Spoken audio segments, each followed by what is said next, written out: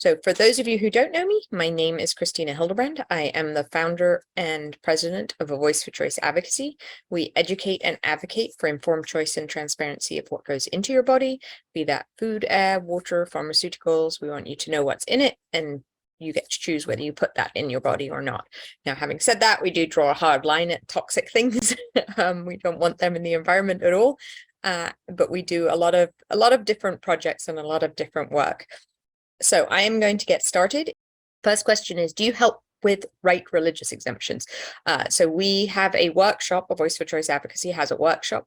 If you go to our website, avoiceforchoiceadvocacy.org, there's a drop-down menu which is called Empower Yourself. And in that there's a religious exemption workshop that you can go to. We do charge $25 for it, but which is extremely inexpensive for what it is and what other people are charging. It is a donation to A Voice for Choice Advocacy. If you can't afford that, email me and I will get you the coupon code that gets you it for less than that. Next question. Hi, Christina. Thank you for having this webinar. My daughter is going into 7th grade. The school says our permanent medical exemption is no longer valid. The medical exemption was given by a doctor on the disciplined list. What can I do? If we move to a state like Alaska or Washington, will our California medical exemption given in 2017 by a now disciplined doctor still be valid in another state? Okay, so let's break this down. This has got quite a few questions. So if your child is going into 7th grade, regardless of whether your medical exemption was written by a disciplined doctor or not, it would no longer be valid. You need to have a new one, and it needs to go into the CARE-ME system. That system, the parent has to sign up for it, then the doctor has to write the medical exemption, and then the school has to get the medical exemption from the system or verify that it's in the system. So regardless, 7th grade, you'd have to get a new medical exemption. They are basically impossible to get. I will say, even if you find a doctor who is willing to write a medical exemption for you and it puts it into the CARE-ME system, what I have seen is that nearly every single medical exemption that I've heard of that's been submitted to the CARE-ME system has been revoked. And even when the parent and the doctor have appealed it, it has not been accepted. The reason behind that is that for the most part, people are asking for more than one vaccine to be exempt. And the CDC contraindications of precautions basically say that you have to have had a reaction to that one vaccine. And then maybe if you nearly died from it, you may be able to get out of that one vaccine.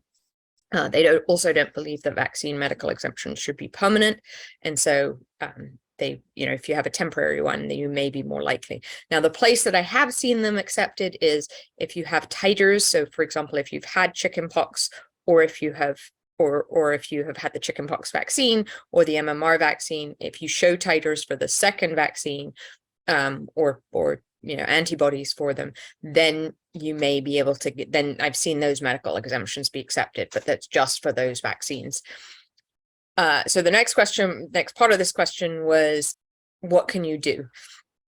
So the doctor is on the discipline list. If you're not entering in kindergarten or 7th grade, if you have a doctor that's on the disciplined list, your medical exemption is no longer valid if it was written before 2020. So there's an interesting thing that just came up this week, somebody I was working with. There's a nuance there, but if you have a medical exemption that was written before 2020 by a doctor who has been disciplined either prior to 2020 or after 2020, those are no longer valid. Now, some schools have very militant nurses and are checking constantly to see, whether their medical exemption doctors or the doctors that wrote the medical exemptions have been disciplined. And the minute they're on it and they write you a letter and say your medical exemption is no longer valid. There are other schools, I would say mostly private schools, that only check sort of the once a year when kids go into the new year, the new school year. And at that point, they check it and then they'll say it. If you are called by the school or told by the school that your medical exemption is no longer valid, then your options are to get a new medical exemption, to homeschool, to vaccinate, or to move out of state. You can ask for an appeal. So within 30 days of being told that your medical exemption is revoked, you have to file the appeal. I would wait till sort of day 29 because they get back to you pretty quickly. So you want to have that month where you're saying, yep, we're going to appeal. So you file the appeal on day 29 or so, and then you probably have a week or two that CDPH gets back to you and tells you that no, actually your medical exemption has been revoked. So you can kind of extend it by about 45 days. For some parents, that gets you to the end of the school year and you've gone through. But for many, it doesn't, and it's a time to work out Plan B. If you have a medical exemption in California, my advice is always have a Plan B. Know what you're going to do if that medical exemption is no longer valid, because they are going, even if your doctor hasn't been disciplined yet, they are going after every single doctor that they can find. The last piece of this question is, if we move to a state like Alaska or Washington, will our California medical exemption given in 2017 by a now disciplined doctor still be valid in another state? So it really depends on the state you're going to. Some states like California say that the doctor has to be licensed in California to provide the medical exemption. Other states, it can be anywhere. So it really depends on the state you're going to, and you want to look into it.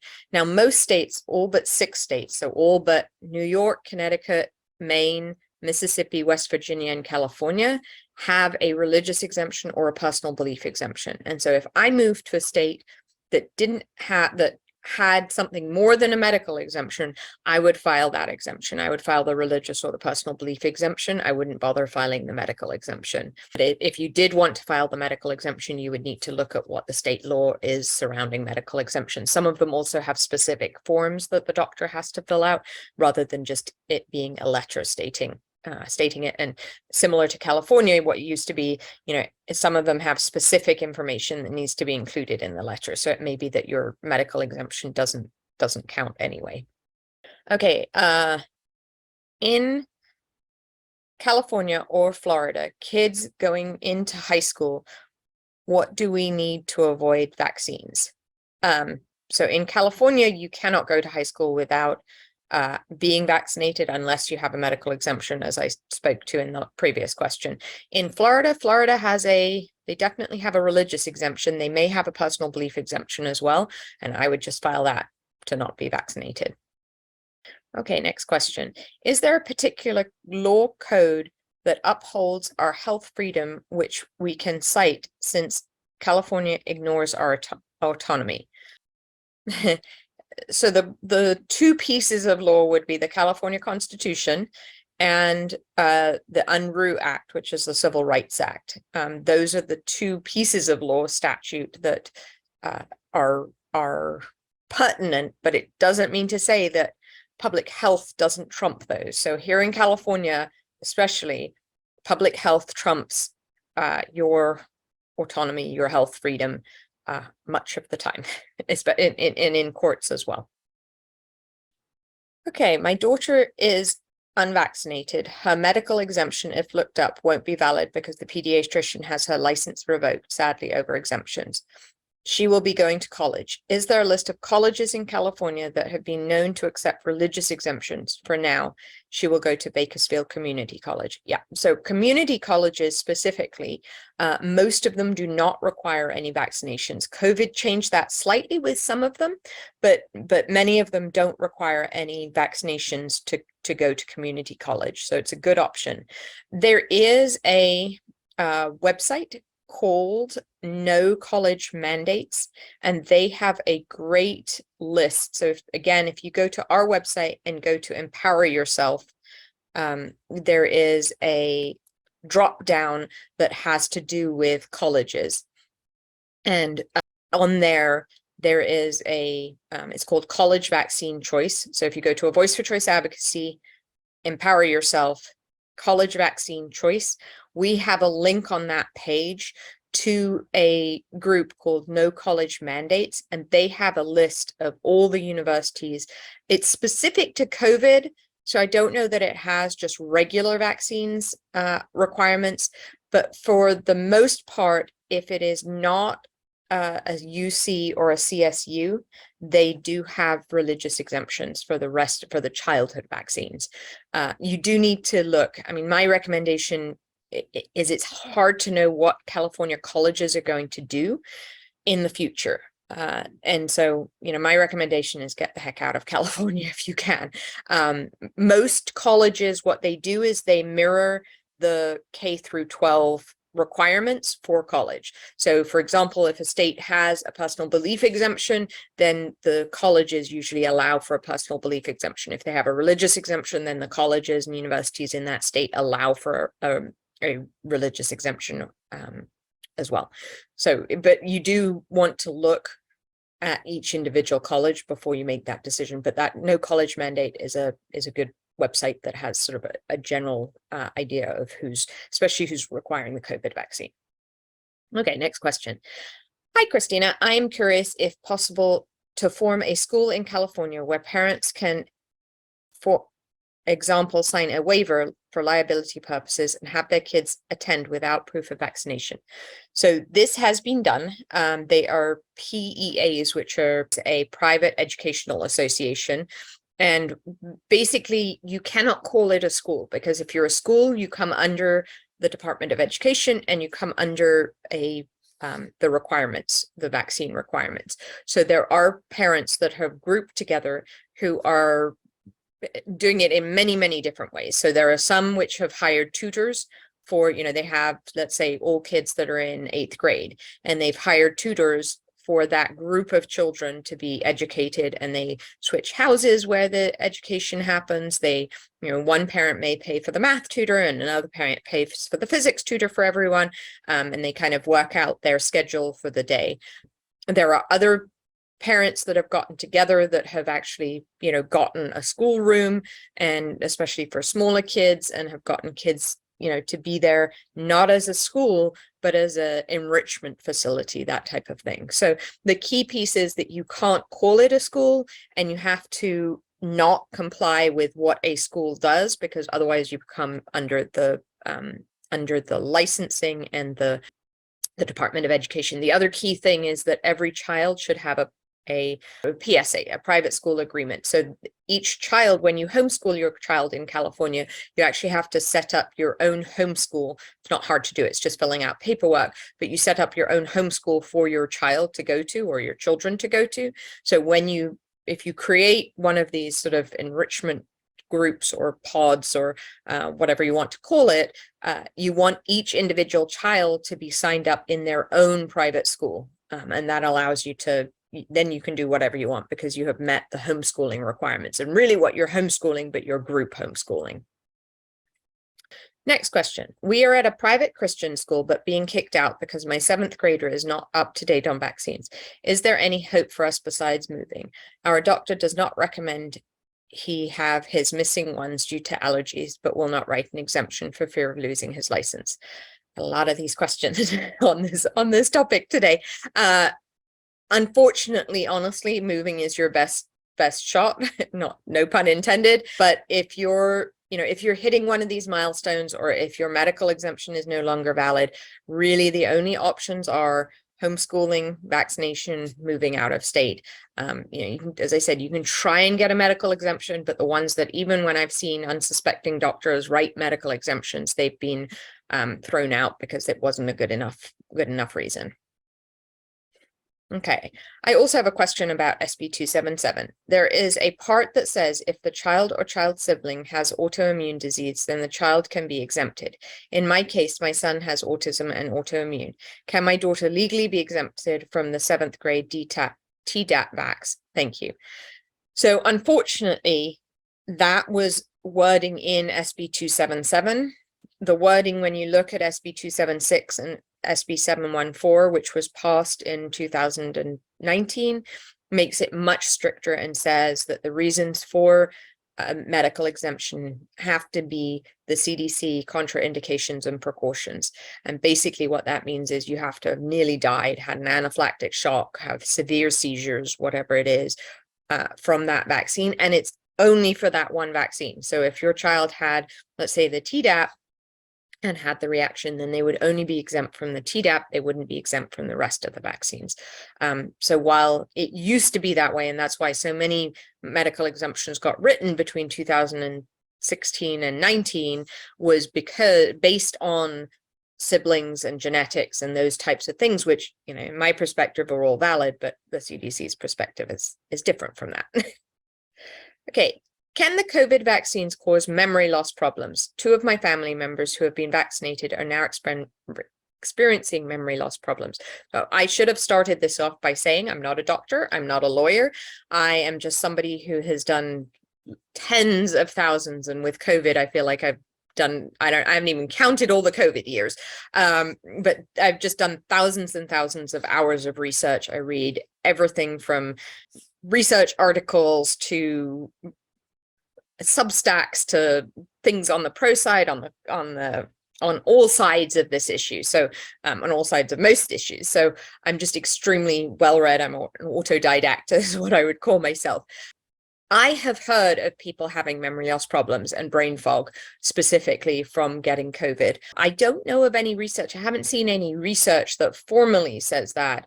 But it doesn't surprise me. And I have heard of people having memory loss going into early dementia, those types of things, but I don't know of any research articles, sorry. Okay. What are your thoughts about how likely mandatory vaccines K through 12 will be after July 2023 and it's reviewed again? So let me expand on this. Governor Newsom, initially October 2021, said that he was going to enforce the COVID vaccine to be required for K through 12 children and to put that in place as soon as the FDA approved the vaccine for the different age groups. So once it got approved for 7th grade and above, it would be required. And once it got approved for kindergarten and above, it would be required. Senator Pan then introduced SB 871 last year, which would have done the same, but it would have removed the personal belief exemption. So if the governor puts it in place, and he does it by authorizing CDPH, the California Department of Public Health, if they put it in place, it has to have a personal belief exemption attached to it. So you will have a personal belief exemption if the governor puts it in place. If the legislature puts it in place, then it depends on what the legislature says and what how they word the bill. So what if Senator Pan's bill, SB 871, had gone through, it would have removed that personal belief exemption and that option. And so thankfully that got defeated.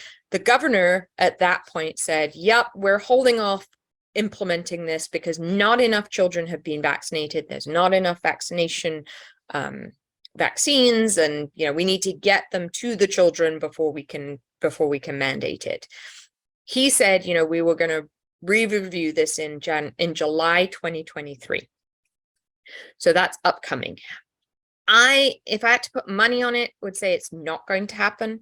If it does happen, there will 100% be a personal belief exemption that goes with that requirement. But I don't think it'll happen because I think, number one, fingers crossed, he said we were going to be out of the state of emergency in February. Number two, we don't know what the booster, what the vaccination schedule still looks like for COVID and whether, COVID vaccines will continue. The other thing is that, when we come out of a state of emergency on a federal level, and this is already happening, the government is saying that they're not going to pay for the vaccine. So the insurance companies have to do it. Once you switch to that, it just becomes harder to implement a vaccine that is required, not just, one series of it, like the MMR vaccine has 2 doses and then you're done with it, that is ongoing. So for example, we don't have the flu vaccine required for K through 12 schools. So having said all that, I think it's unlikely. I absolutely could be wrong, but I think it is unlikely that it moves forward. But if it does move forward, it has a personal belief exemption involved in it. And so that is, that's one piece of it. I don't foresee, fingers crossed, I don't foresee the legislature bringing that bill forward. Senator Pan has termed out. And I just don't see them bringing it forward. I do worry there are some other groups out there that have been, I feel like, goading the governor and goading legislatures and saying, the legislature should be the ones that are making this decision. And while I agree the legislature should be making the decision and the governor shouldn't and CDPH shouldn't, if the legislature takes this up, I can guarantee you that personal belief exemption for added vaccines will go away. And so I do not want any legislation this year around adding vaccines to the childhood schedule. And I think it is concerning to me that there are other groups that are saying that that's what should happen, that it should sit with the legislature. Because if a legislator brings it up, I can guarantee you that the personal belief exemption will not be included in it. So the other vaccine that I worry about coming forward this year is the HPV vaccine. That for the last 2-3 years, that's been one that's always sort of got on the front burner and then being taken off. So that's one that I worry about being added to the school schedule. But it hasn't been as of now. Okay, AB 1785 Davies was a parental rights bill last session.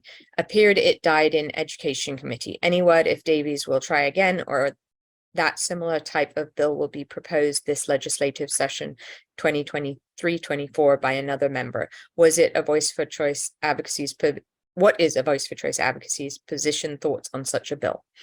So it was a wonderful bill. It was, what you have to understand is that Davies is a Republican. And so Republican bills, especially parental rights bills that are introduced by Republicans, just have an uphill climb and don't make it anywhere. And that one didn't make it anywhere. It didn't even make it to the Education Committee. And I'm not sure it would have gone to Education. I don't remember what committee it was, but I'll take your word for it. So we support bills like that 100%, but it is very, very hard for Republicans to bring bills forward and for them to get anywhere. So the California legislature, we have 120 members, 80 of them assembly, 40 of them are the Senate, and each house, the assembly and the Senate, have a supermajority of Democrats. So the Democrats don't need anything from the Republicans. And so what that means is that when a Republican brings a bill like that forward, it's unlikely to go anywhere because the Republicans have to get at least, sort of their 20-30% of the House. They need to get another 20-30% of Democrats supporting their bill. And so bills like parental rights just aren't bills that Democrats support. Okay, next question. Under current California law, if a private, non-religious private high school is mandating COVID vaccines, are they required to offer a personal belief exemption? If not, are they required to offer a religious exemption? So no school in California should be mandating the COVID vaccine because, and we have case law on this, this is the San Diego Unified District court case that was won and it was a Let Them Breathe lawsuit. Great win for them. It basically, the way the law is written, the only people that, or the only department that can change the law with requiring vaccines and adding a vaccine is the Department of Public Health or the legislature. And that's what that ruling found. And that is the case for both private and public schools. It's the case for those two types of schools because that law pertains to those two types of schools. So I've been asked, well, but surely a private school can do whatever they want to do. They can't, because if they could, then they could also not implement the vaccine laws, the requirements for schools specifically. So they are bound by that. Now, having said that, I've seen private schools require the COVID vaccine for attendance. And if they do that, they have to have a personal belief exemption or a religious exemption. And most of them, when you push them, do add that because they recognize that they are going above and beyond the law. And once you offer a personal belief exemption, it kind of shuts the parents up that are complaining, because they can just sign the personal belief exemption.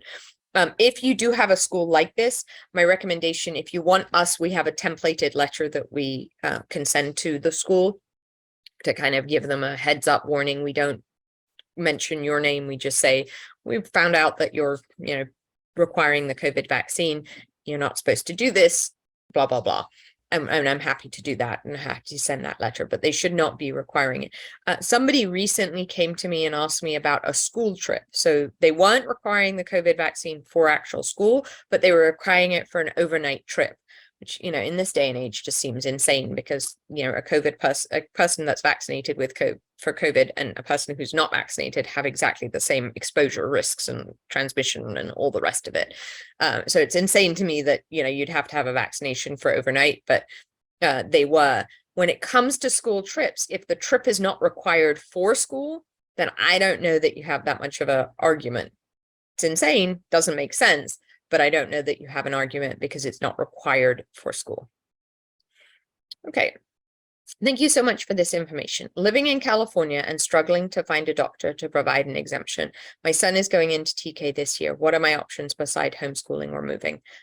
Those are your options. The other one option that you have is if your child has an IEP, so an independent education plan, which means they have special needs and they're getting therapy or services at school. Because of that, then your child doesn't need vaccinations. An IEP is only given by a public school district. You have to have your child evaluated. They're not something that are easy to get. Your child really does have to have special needs, and they have to get those services at school. But that is the only option.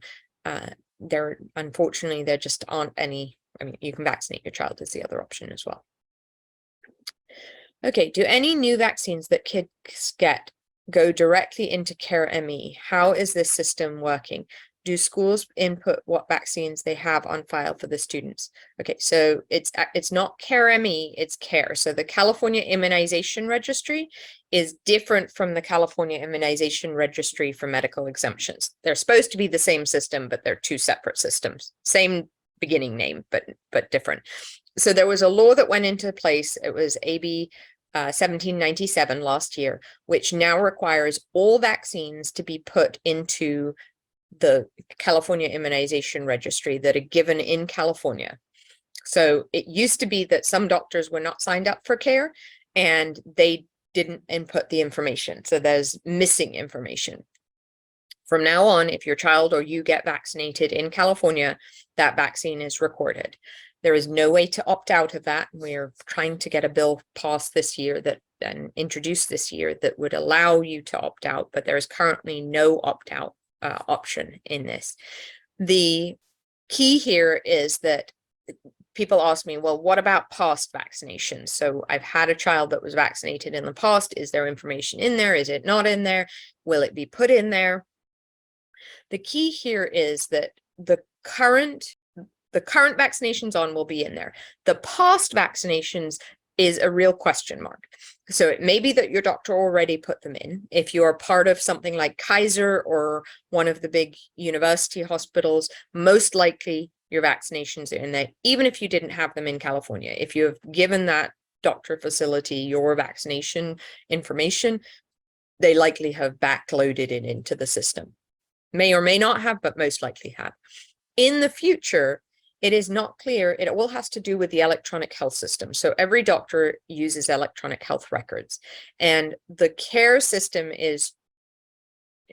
can now speak to the electronic health records for the most part, for most people's electronic health record software, the doctor's software. And it is unclear how much when the doctor says upload vaccinations, if they also will upload past vaccinations. So if there wasn't any history of it, that they backfill those. The other people that could input it are your school nurses. They have the ability to input information into the CARE system. So it's not clear how much of that will happen. I will say California's goal is to have every vaccine that has ever been given in that system. Okay, next question. How will 1479, requiring schools to continue COVID testing be implemented. Currently, our schools are not doing anything about COVID. Yes, so 1479 said that the schools have to have a part on their website that relates to COVID testing, and they can use CDPH's definition or whatever CDPH puts out on that. So that's the requirement. And schools are supposed to follow that plan, COVID testing plan, if it comes to the place where CDPH says, yes, you have to start testing. So right now, where there aren't any testing requirements for schools, it doesn't actually do anything. They still have to put whatever it is up on their website. And I'm not sure that it's even now. I think it starts in July, that they have to put up that information on their website. But as long as CDPH doesn't say you must test, the schools don't have to test. And so it kind of is, I guess, sort of in limbo at the moment, because the CDPH is not saying that schools should be requiring testing. Okay, what about teachers and school staff? Do you think California will be able to force workers in schools to take the COVID vaccine if they put in the list for kids? No, so staff and employment is completely different from the school requirements for kids K through 12. Different part of the laws, different requirements. So I think it is unlikely that they will require teachers and school staff to do it. I think if they were going to do that, they would have done it already. Having said that, a school can do that. There is no law saying that a school can't require their teachers to get COVID vaccinated. I know of many private schools that required their teachers to get COVID vaccinated, and some public schools. Now, that doesn't mean to say that you can't have, so if you're employed, you have to offer a religious exemption or a medical exemption. And so many of those teachers and school staff submitted a religious exemption. For the most part, or for many people, that sufficed, and they just went on their way, and that was the end of it.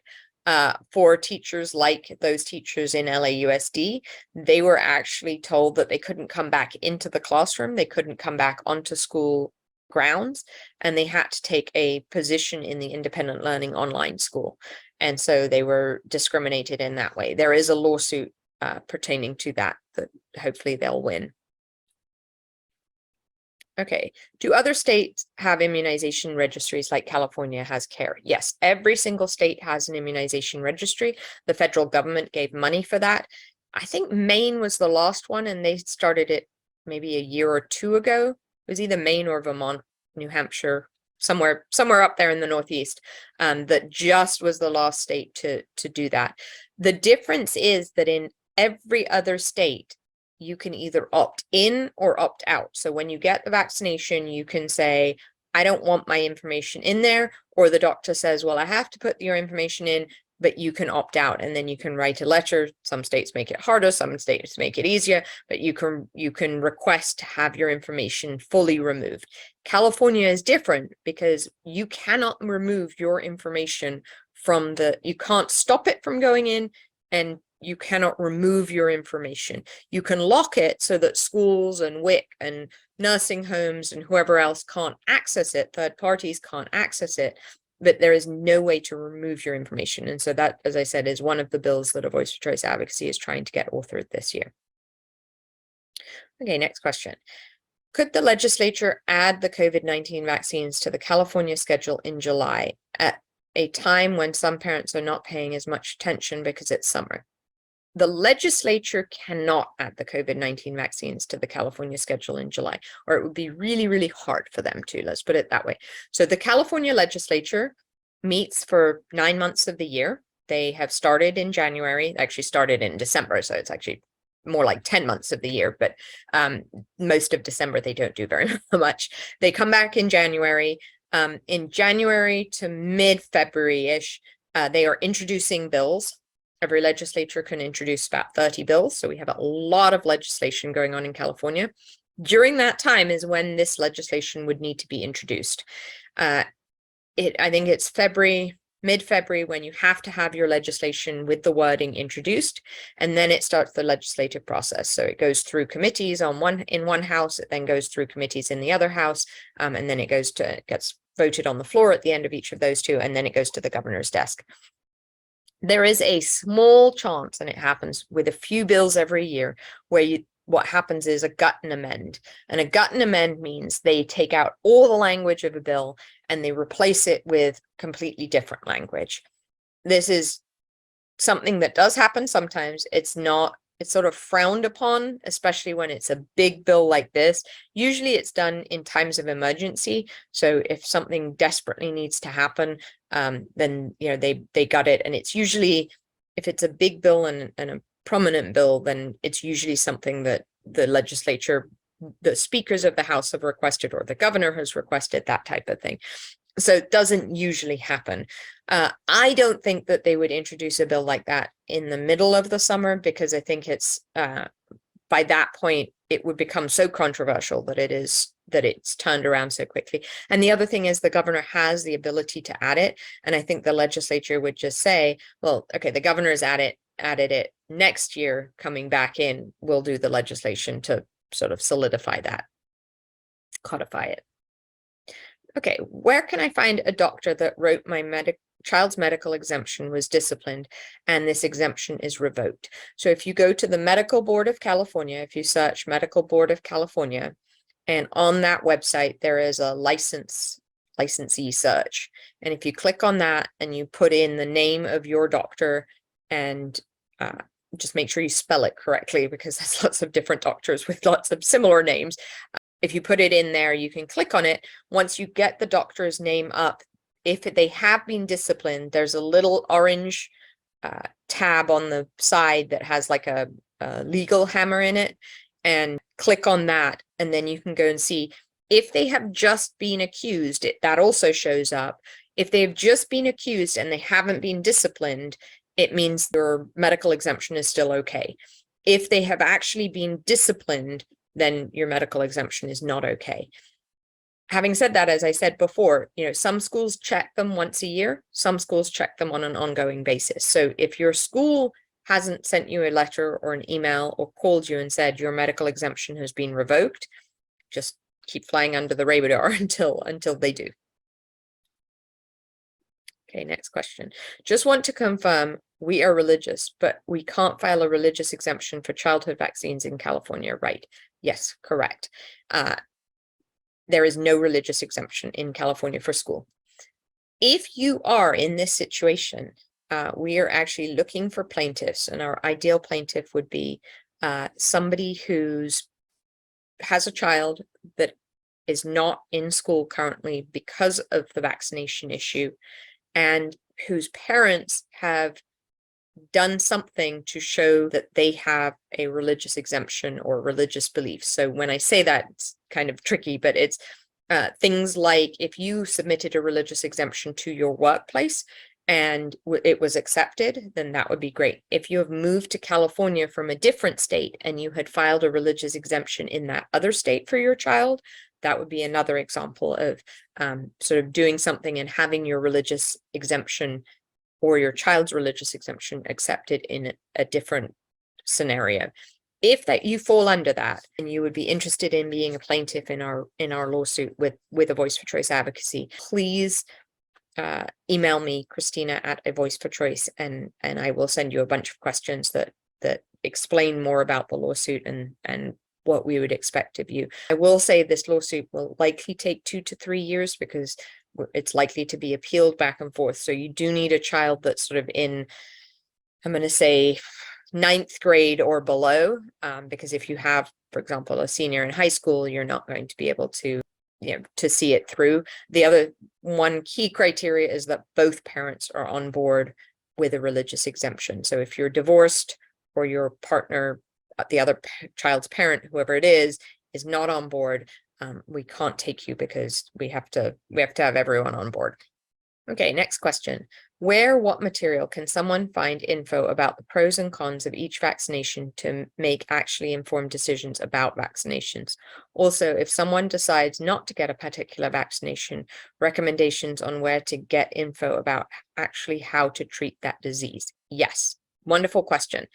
I really, really like, as a sort of starter book, Neil Miller's Vaccine Safety Manual, I think is what it's called.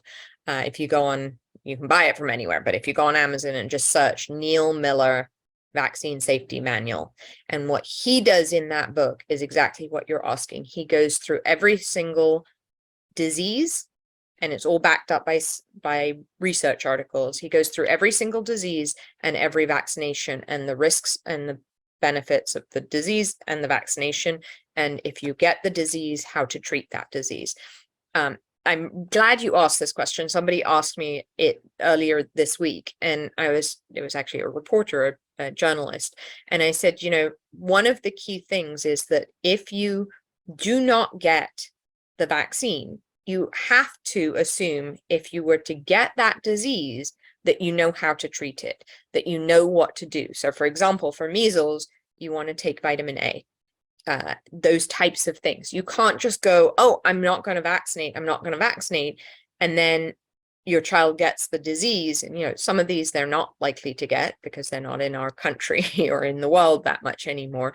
But what would you do if your child got that disease? And if you're going to make an informed decision, you do need to know both sides of this.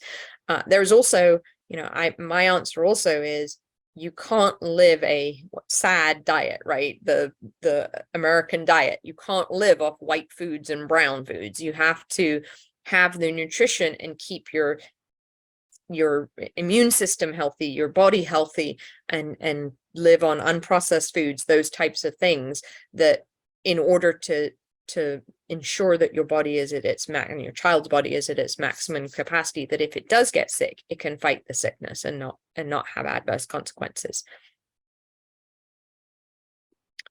Again, I'm not a doctor giving medical advice, but that's what I do with my family.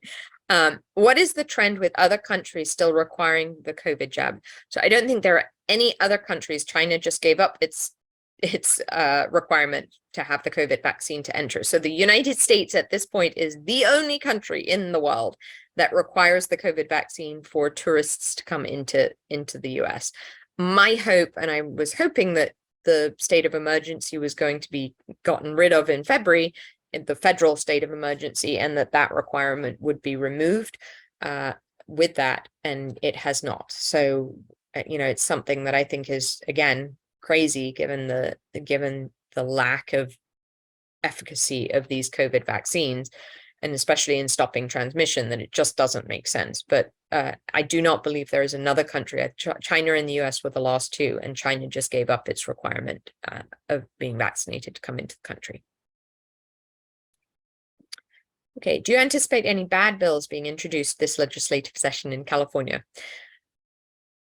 I anticipate at least one, but I don't know what it is. There's always one bad bill.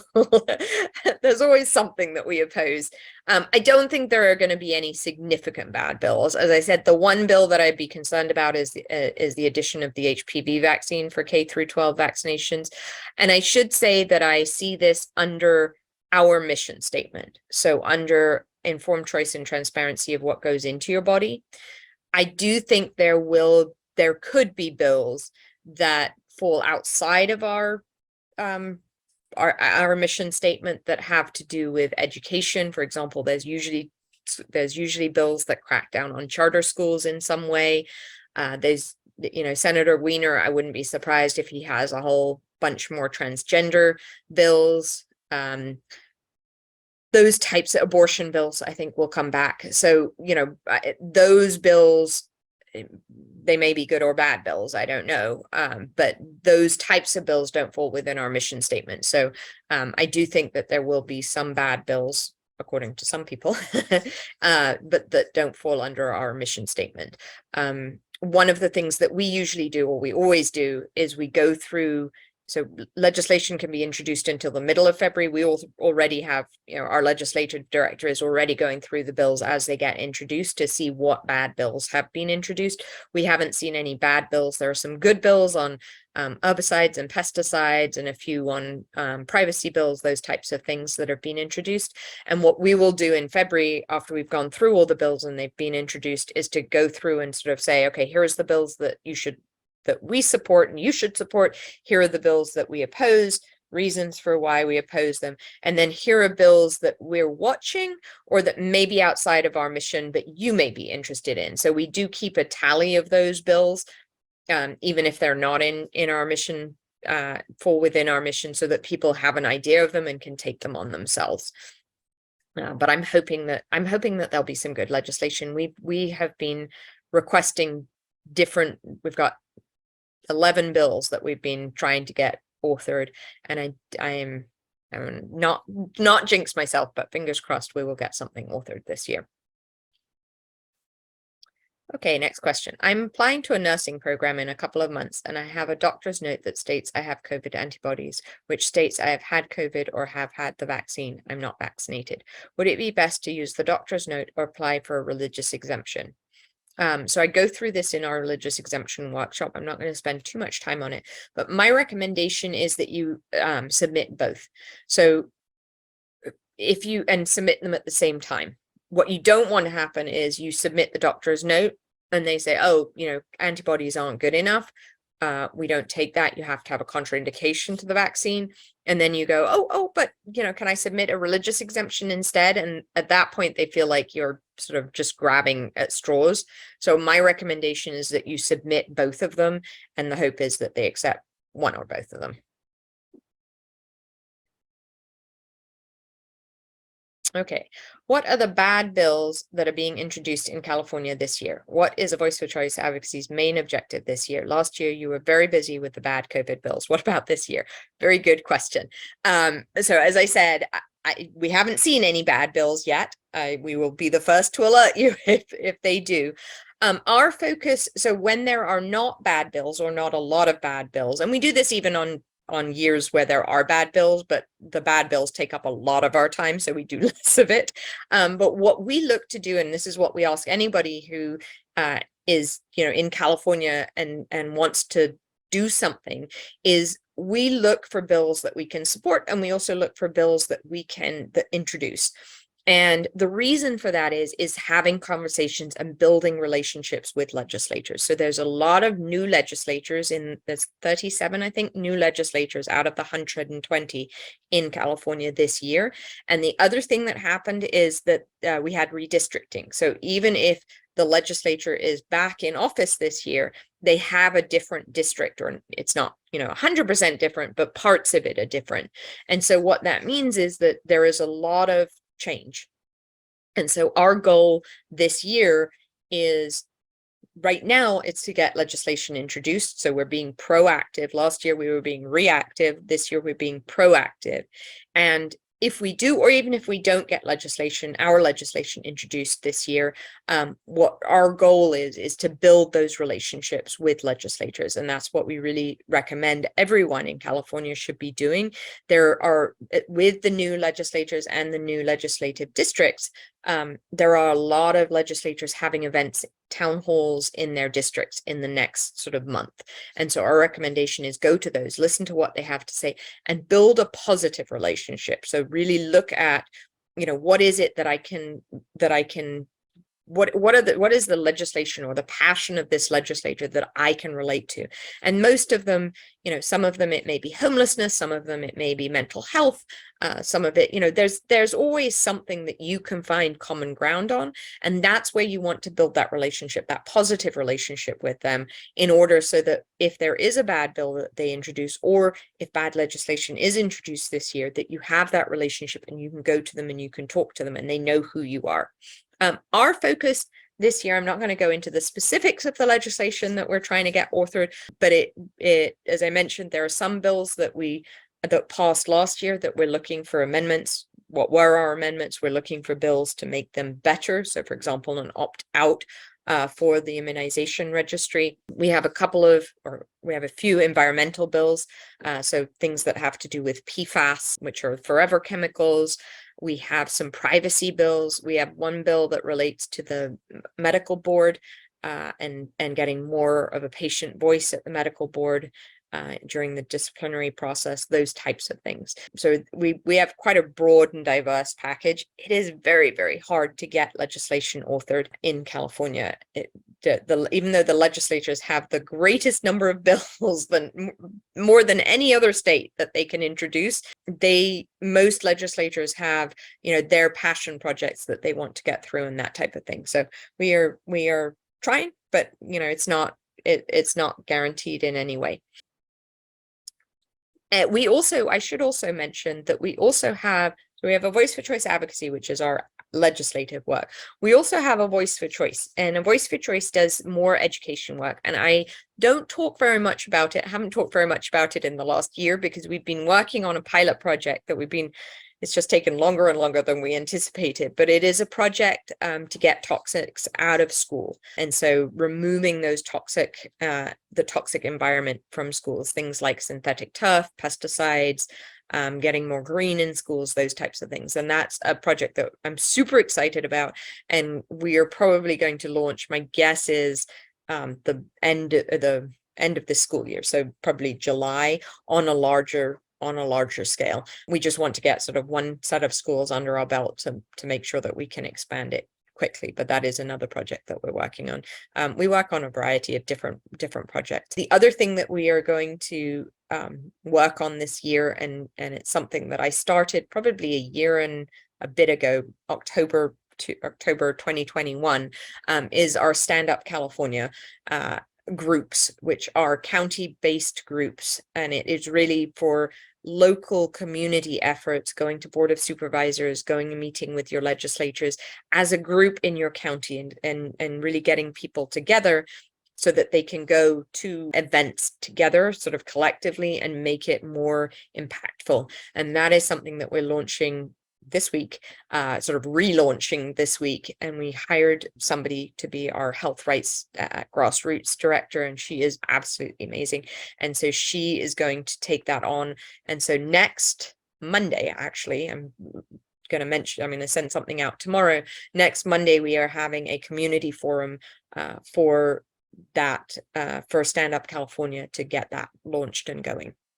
So if you're interested in that, please, and what it really is, if you're interested in doing things on a local level, and it doesn't take up a lot of time, and you want to find people that are in your area that are also interested in doing that, and sort of coming together and coming together to go to Board of Supervisor meetings or legislature meetings, but also being able to say, okay, I'm going to this, who else is going?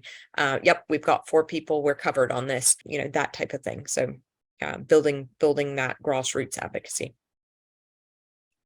Okay, do you anticipate California adding more required immunizations for school attendance in the next 5 years? I think the two that could be added are COVID and HPV. Beyond that, I don't think so. They haven't tried to add the flu vaccine. That's one that other states have. But other than that, the childhood vaccine schedule is pretty full. Like we have some of the most requirements more requirements than any other state. Okay.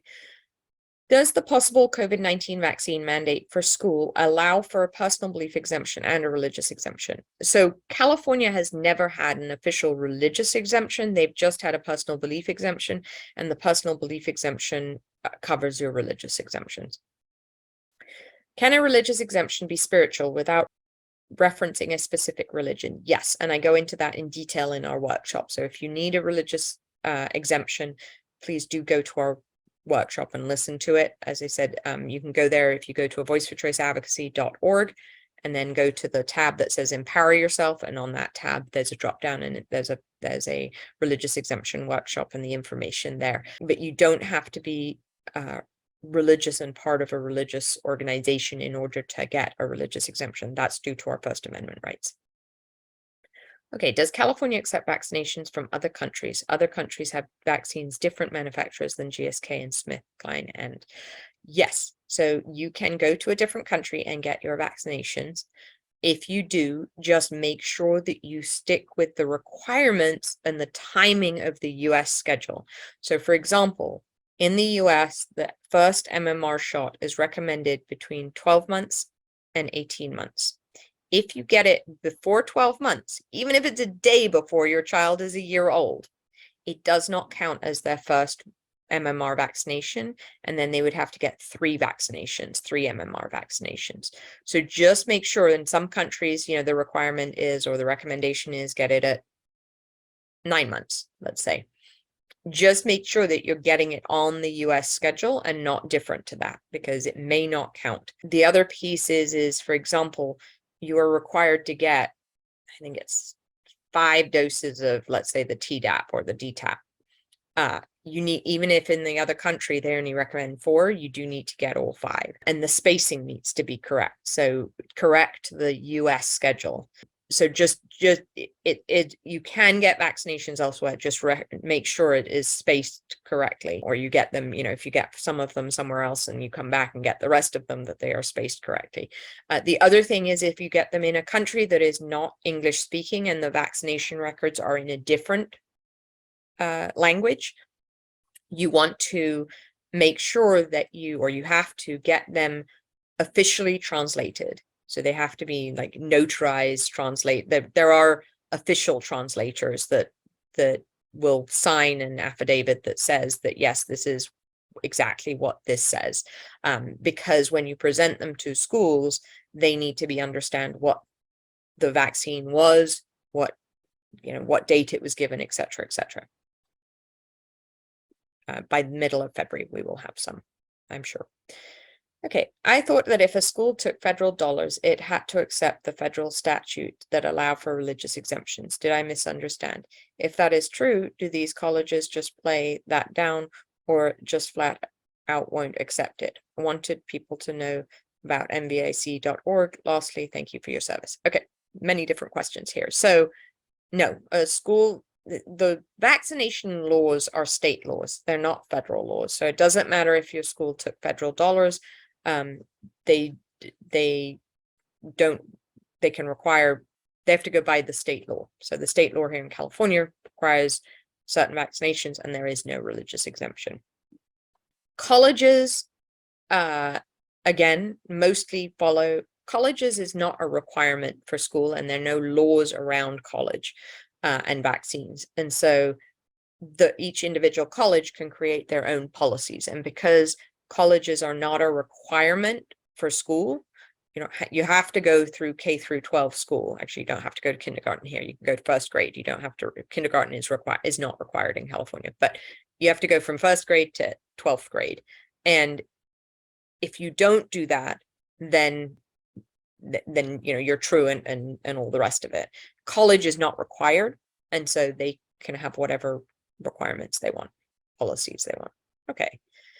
Hi, Christina. If we are changing schools in the 6th grade and we are good to transfer our permanent medical exemption over from the current private school to the next private school, and would they legally hold up to scrutiny until we hit 7th grade? Or can the new school deny our admission in 6th grade?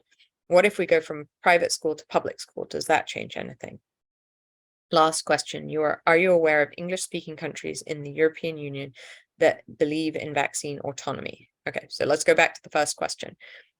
If your medical exemption is valid, in other words, if it was not written by a disciplined doctor prior to 2020, then, and the exemption was written prior to 2020, the disciplinary action could have been any time. If your medical exemption is still valid, you can transfer it from one school to another. And if your schools give you a hard time about that, send me an email. And I have the documentation from CDPH saying, yes, you can transfer from one school to another school within a grade span. Once you get to 7th grade, then you have to have a new medical exemption or be vaccinated or homeschool or have an IEP.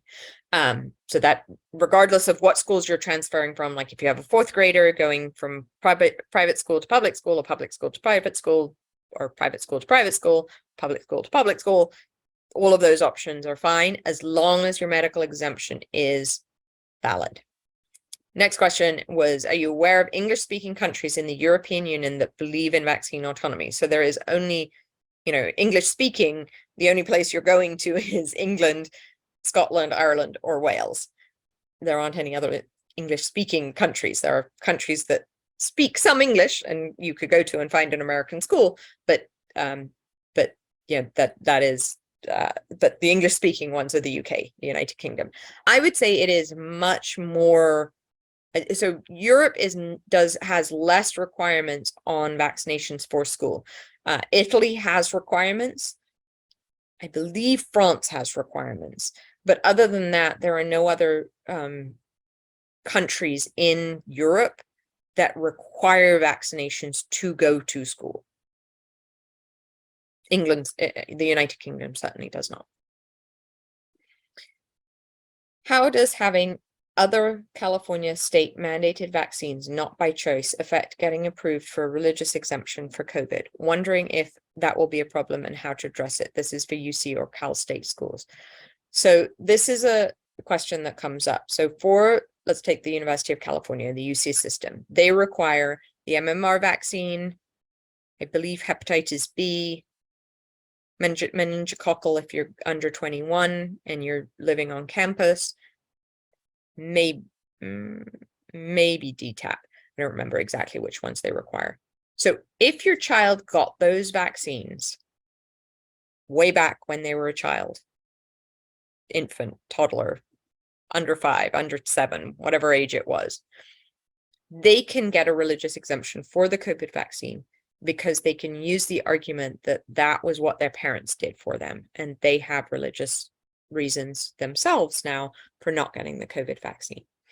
If a child is completely unvaccinated and goes ahead and gets the MMR vaccine, meningococcal, whatever other required vaccines, but just doesn't get the COVID vaccine, it is really, really hard to get a religious exemption because your religious exemption is based on your religious beliefs. If your religious beliefs are that strong that you can't get vaccinated, then you shouldn't be getting any vaccinations.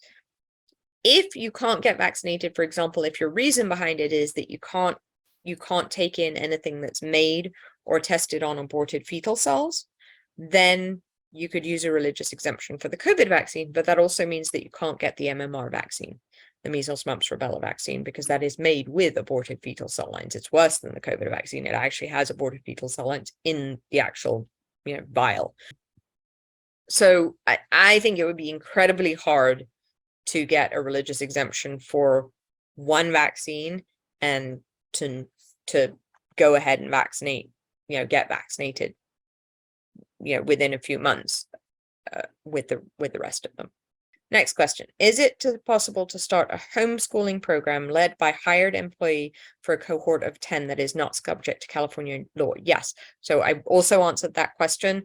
You want to have each child have a PSA, private school application, or whatever the words are, but you want to have them to have their own homeschool, and then you can hire the parents together collectively can hire a teacher.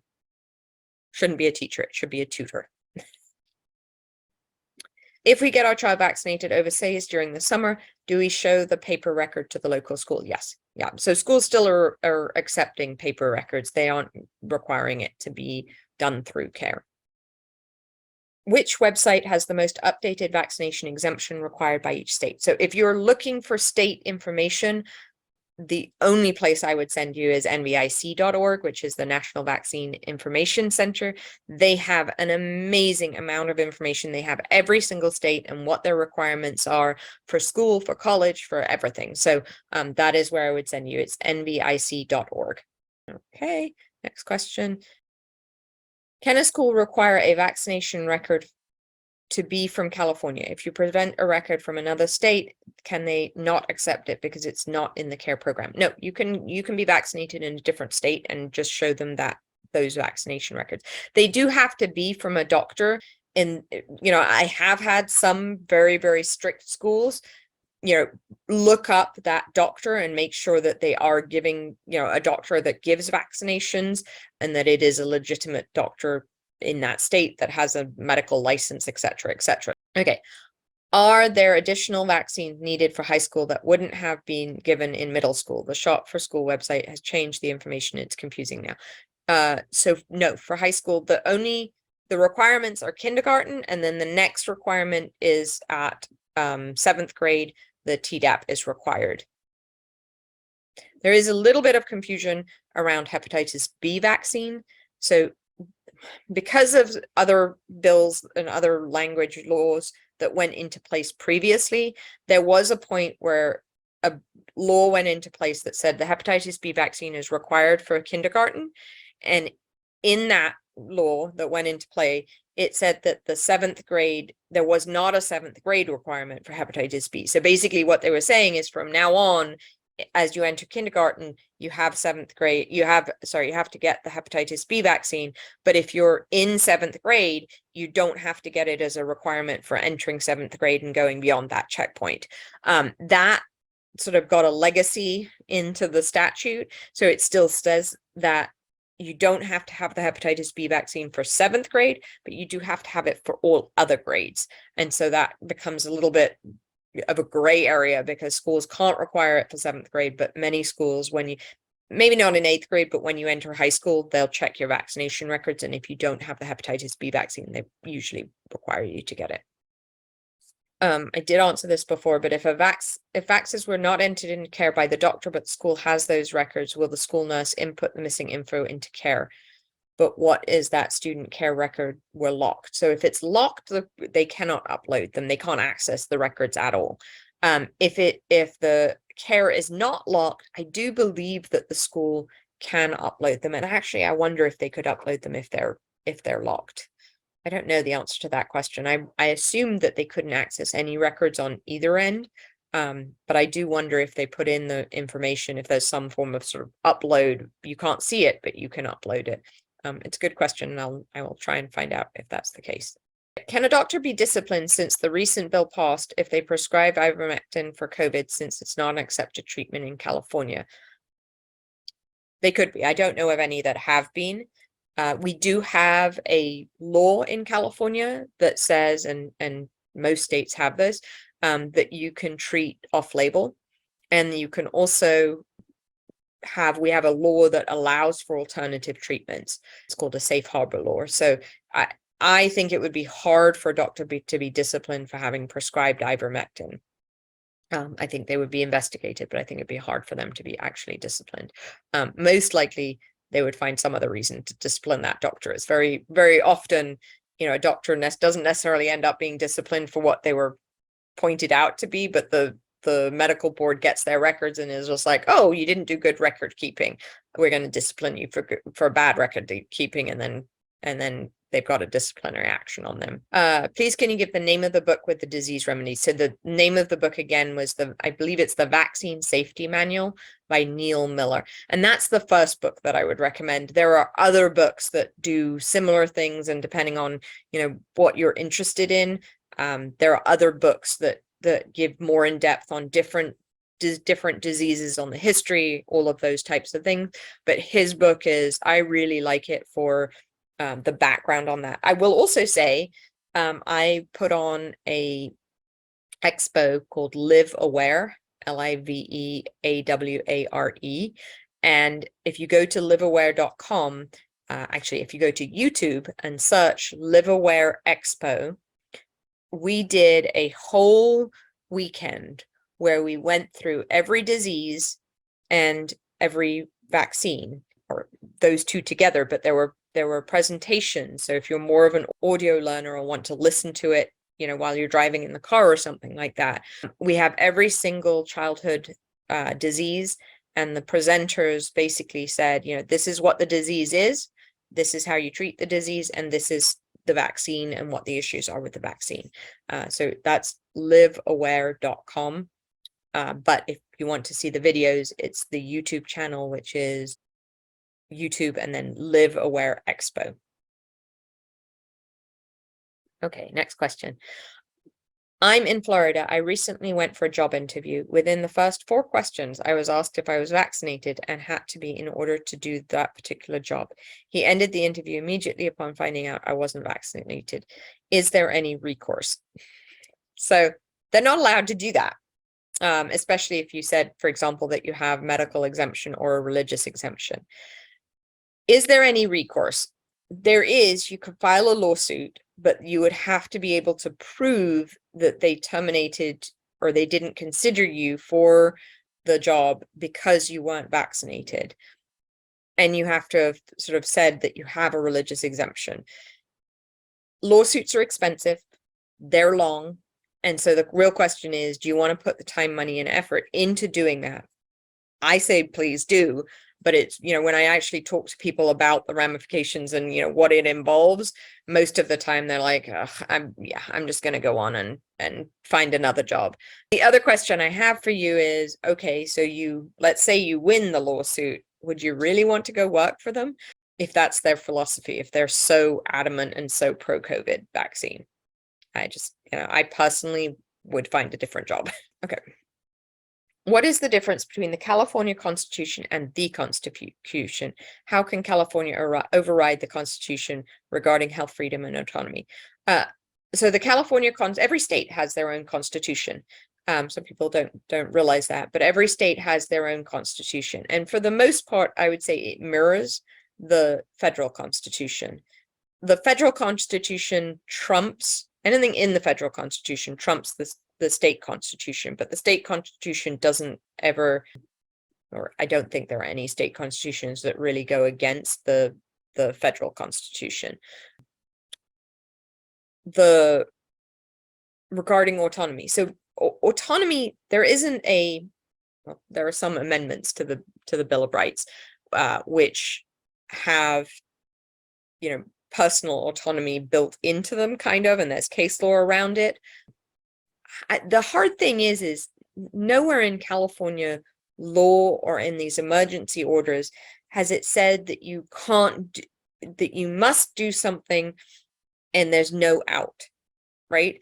So even when we had social distancing, the answer California would give you is, don't go out then, don't be around other people. The answer is, okay, your child can't go to school without a medical exemption for vaccinations. They can still be homeschooled. They can still get education. And that's kind of the California philosophy, and it's the progressive liberal philosophy is, we're not actually stopping you from doing something. But if you don't want to abide by our rules, then you don't get to do what you want to do. Especially when public health comes into it. Public health in progressive states like California and New York trumps your individual rights. If you don't like it, honestly, the answer is leave California and go to a state that honors your individual rights. What is the chance of even an opt-out of care bill being introduced that the California supermajority Democrats would pass it in the law? Why would they? So this is one place. California has some of the strictest privacy laws in the US, and our consumer privacy laws are amazing. I mean, it's one thing I am thankful for the Democrats and what California has done. So in California, for example, if a website has your information, you can ask them to you can ask them to opt out, and they have to remove your information. The reason behind having an opt out to care is a privacy issue. So we are looking at it from that perspective. There are two groups in California that would back that specifically, other than the health freedom movement. One of them is the privacy groups, those groups that brought forward the privacy issues from a tech perspective, and then the other group is undocumented residents. So they are concerned with the breaches that have happened with government databases. They are concerned that their information would be given out, and they would be basically reported to ICE, that type of thing. So our our hope is that if it's introduced, that it will be successful, because it's a greater issue. It's not necessarily a vaccine issue. It's a privacy issue. Okay, as concerns locking a care record, the form to lock record asks for a medical provider or clinic. Does this mean the doctor or medical office who can view the vax records? The law said even locked records can be viewed by CDPH or your doctor. How is it determined who your doctor is? What if someone doesn't have a primary care provider or doctor, just random visits the urgent care? Then who can view the record? Okay, so yes, you have to put in a doctor's office. My recommendation, people are like you, I don't have a doctor, put in a doctor that provided the vaccinations. It can be a CVS if you want, like it doesn't have to be, it just needs some information in there. Who can view it? So your doctor can view it, and if your doctor has you signed up in their system with electronic health records, then you are under the care of that doctor, and they can sort of link up the electronic health records to the care system, and somehow it verifies it and knows that you're that doctor's patient. You know, the European Union, I believe, voted on having vaccine passports. I think as we get into a more and more technology oriented world, it makes sense that that's where they would be going with it. I hope not. And I think, you know, we need to resist as much as possible and not download, not use your smartphones as much. Okay. What do you predict will happen regarding international travel and vaccine passports? It is a good question. I feel like this has died down a little, but I think it's died down to come back and to get there. I mean, I do believe that's part of the reason why the immunization registry, why California wants all vaccinations put in there, so that they have a record, and if they wanted to come back with any form of vaccine passport, they can do that. You know, it's interesting. I was away for the weekend with my kids, and you know, every restaurant now has the, you know, QR code. They don't give you a menu, they give you the QR code, and you're supposed to, you know, look up the QR code and have the menu on your phone. And I never do that because I don't want my phone location to look at, I mean, they can see the location clearly, but you know, to be triggered by a QR code. And maybe I'm overreacting. Maybe, you know, it isn't, they out there aren't being that supervising, but I will just not do as much as possible to not interact with all of this technology. You know, I was looking to buy a new stove, and the stoves now will have Wi-Fi in them. I'm like, why does my stove need Wi-Fi? I don't want Wi-Fi in my stove. I don't want my stove communicating with the world or with the Tesla space satellite. So I do as little as possible, and I, you know, I think the more people that hold off, you know, the restaurant, I just say, can I have a paper? My phone doesn't work if they want an excuse, but I usually just say, can I have a paper copy of the menu? And they always have a paper copy of the menu. So, you know, there are ways to get around it, and I would just hold off putting any information out there, or don't put as little information as you can. Now, sometimes you have to, but you know, I would do as little as possible. That's just my personal opinion. Okay. RE 1419 bill that passed, minor patients' records. You sent out forms that a child could sign that they want their parent to have access to records and to put on file with their doctor. But what if you don't have a regular doctor? If you don't have a regular, so just going back, SB 1419 went into law, and it allows for, so in California, we have minor consent laws, which allow 12-year-old and over to go to a doctor without their parents and consent to an abortion, to drug and alcohol treatment, to mental health treatment, to infectious disease treatment, to getting prophylactic infectious disease, so the HPV vaccine, the hepatitis B vaccine, those types of things. What this bill did was it sealed those records from their parents. And what we did was we sent out, again, you can go to Empower Yourself on voiceforchoiceadvocacy.com, and this is one of the things that's listed. What we recommended doing is having children write a letter to their doctor saying, my parents can always get my medical records. If you don't have a doctor to give that to, what I would do is just have your child sign it and keep it on file, so that when you go to the doctor, you can show it to them, and you know, they can take it from there. But I would keep I would keep a copy of it in your files, and then just take it to a doctor when you go see a doctor.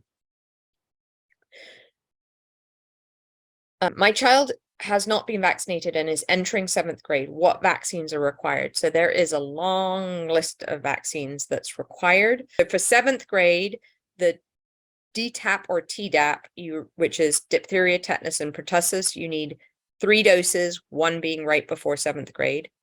Polio, you need 3 doses. The MMR, you need 2 doses.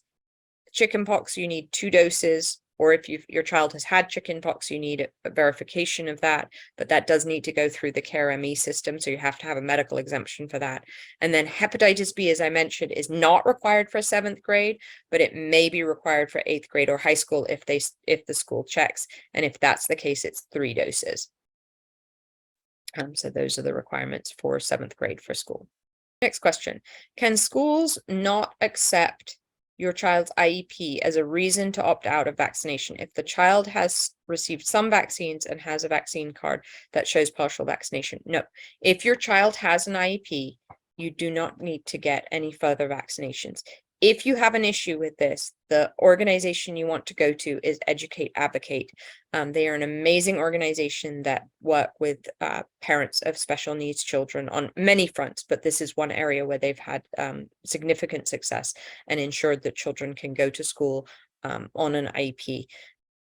You just should be able to tell the school, my child is on an IEP, they're not required to get vaccinations, but some schools don't understand that. The other key difference, the key piece here is that IEPs are given by public schools and the services are given by public schools.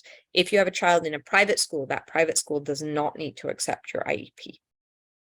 Since COVID is now part of the recommended childhood immunization schedule, would a doctor be at risk for being against the doctor misinformation COVID law by saying they did not recommend a child getting the COVID jab? So that is something that is of concern to these doctors in California. So there was a law, AB 2098, that has gone into effect that basically says that if a doctor gives misinformation, and misinformation, the definition of that is current scientific consensus or standard of care, which if you even just look at COVID over the last 3 years, I mean, we had don't mask, don't mask, the whole thing on masks. We had COVID vaccinations, they're recommended for high risk groups. And then now everybody should get it, and everybody should get the booster, and everybody should get everything. So yes, the answer is if a doctor says they don't recommend a child getting the COVID vaccination, that would probably be misinformation that they were giving because it doesn't line up with what the CDC is saying. And that's the reason there were 4 lawsuits for that against that law. One of them got dismissed. There are 3 other lawsuits, and we are following them. We wrote Voice for Choice Advocacy, wrote an amicus brief for one of them, and is looking into writing one for the other 2. I do think this law, I think it will go to, it won't just go, it will be appealed if it goes through the courts and gets whichever way it gets ruled. I think it will be appealed. And I do think if it makes it to the Supreme Court and the Supreme Court hears it, which they don't hear very many cases, I do think it goes against doctors' rights and First Amendment rights and those types of things, especially because of that wording, the standard of care and scientific consensus. Do you know why menstrual pads were categorized as medical devices? Having your period is not the same thing as a cut on your arm. It has the effect of shutting down all of the small cloth pad making business that I support.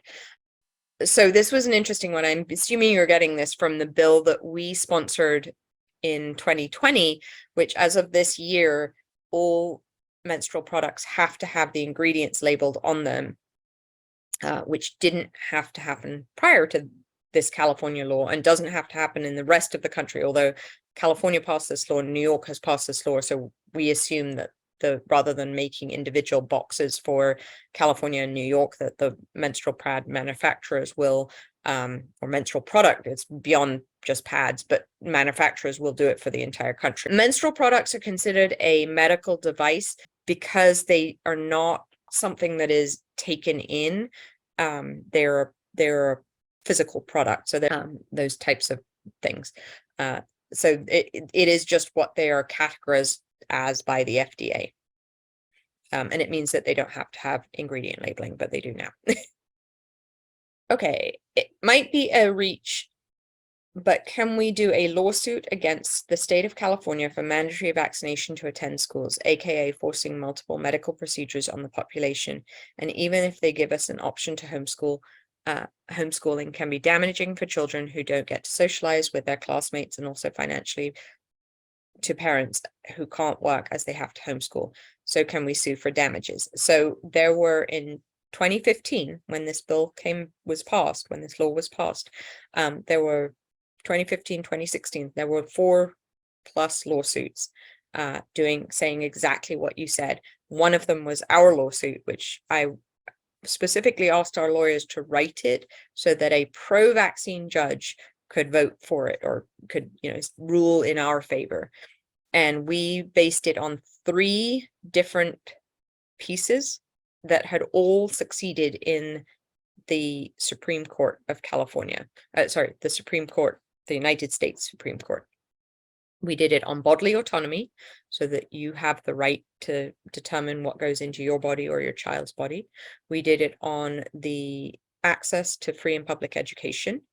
And we did it on parental rights, that a parent has the right to raise their child as they see fit.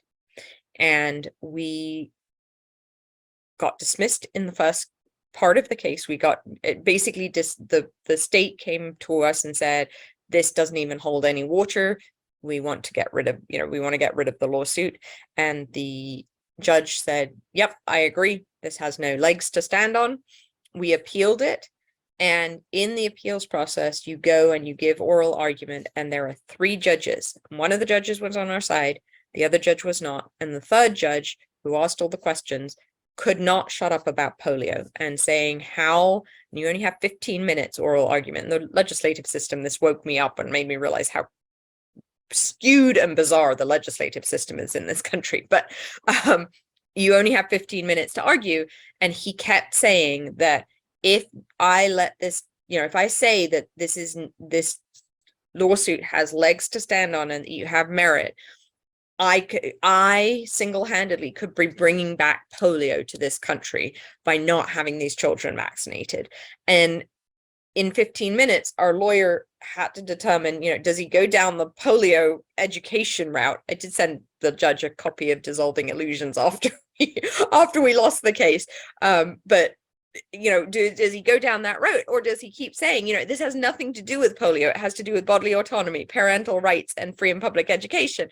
And he just did not want to hear it. And so we lost that case. I will say, as I said at the beginning of this, we are looking for plaintiffs for a lawsuit that goes against this from a religious perspective. And so if you fall into that, definitely reach out and contact me. But there have been 4 lawsuits that argued this exact point that you made of mandatory vaccination and not being able to have homeschooling as an option. There's actually a case law in California that said that homeschooling, it was another case that had to do with a child being forced to homeschool for some medical reason. And the courts agreed that it was damaging, that homeschool was not equal to going to school and socializing. And so we used that case, but that didn't help us. Okay, next question. If a person locked care but put the doctor field as unknown, did that screw things up? Nope, I don't think it did. I think it's fine. Is there a blood supply for unvaccinated if needed? So a Voice for Choice Advocacy put this out on our blog.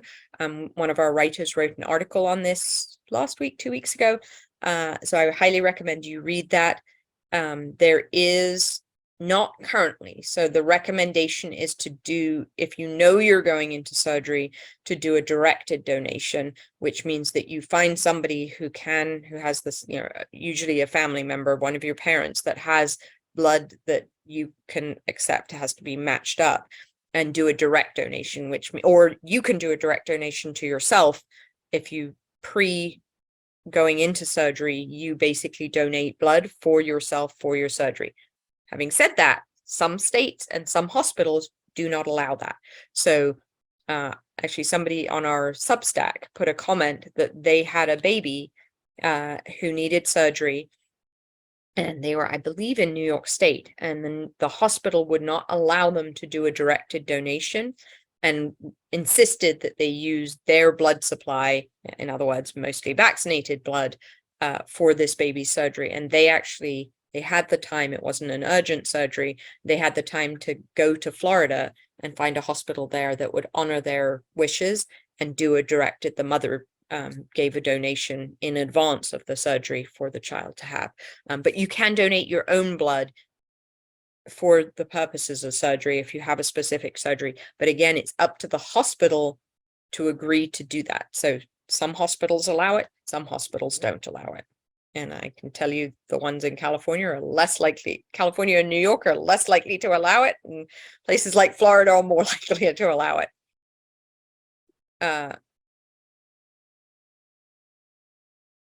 So you mentioned that the US is the only country requiring COVID-19 vaccines. You also said that the European Union voted in favor of vaccine passports. I'm just trying to reconcile. Did I miss something? That seems contradictory. So sorry, yes.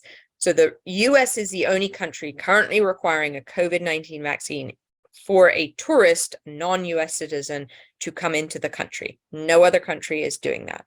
The European Union voted to move forward with vaccination passports or having vaccination information as part of the travel system, but it doesn't mean to say that you're required to have the COVID-19 vaccine. So it may be, and they haven't implemented it, they just voted in favor of sort of using this system in Europe. So what I could see in the future, I could see them implementing laws that required vaccination, but what I could see them doing in the future is, you go into a different European country or your passport is, viewable by all countries, and it says, oh, this person is vaccinated for measles, mumps, rubella, hepatitis B, blah, blah, blah, blah, blah, blah. Not necessarily that they require those vaccines to travel, but that they have that information. The larger piece of vaccine passports is not your vaccinations. The larger piece is what China has done, which is a complete surveillance system and a credit system, a social credit system where, okay, you have 10 vaccines, great, you get 10 points, you're up here. Oh, you're not vaccinated and you haven't been vaccinated for the flu this year? Yeah, you only have 1 point. We're going to cut off your gas. We're not going to allow you to travel. We're not going to allow you to do things if you don't stay high up on that credit system. If it is very real in China. Go read about, if you are not aware of this, go read about the social credit system in China.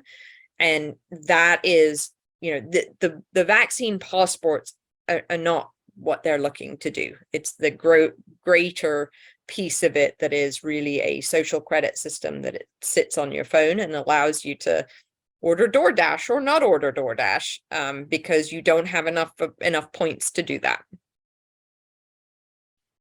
And then the next question that people ask is, do you really think that's going to happen in the United States? And my answer is, I don't think it will happen in the United States. Do I think it will happen more in some states like California?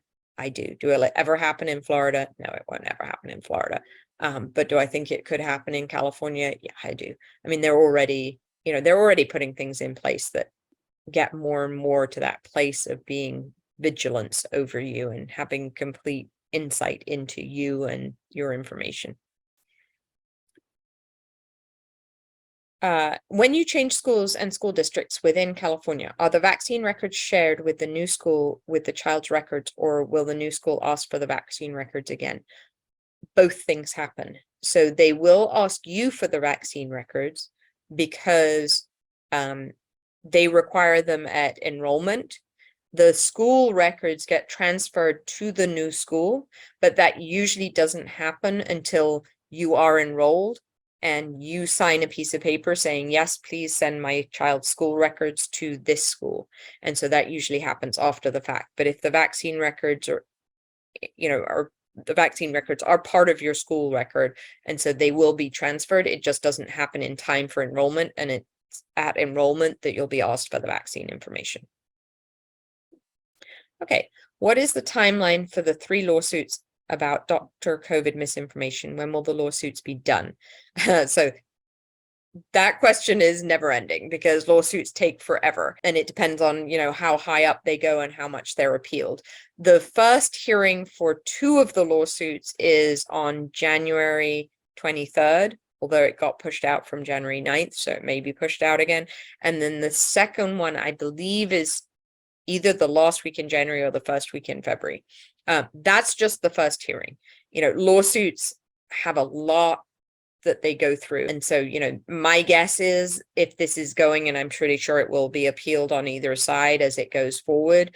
If it goes to the Supreme Court and the Supreme Court hears it, that's usually a 2 to 3 year process. Is there a safe place to share doctor information for like-minded? I'm trying to find an in-network doctor. I know it's important that we all protect the doctors. We can't even access physicians for informed consent doctor list. It is tough because a lot of those lists, there used to be when I started this, 15, 20 years ago, there was a doctor list. It was like vaccine friendly doctors, and they had the doctors by state.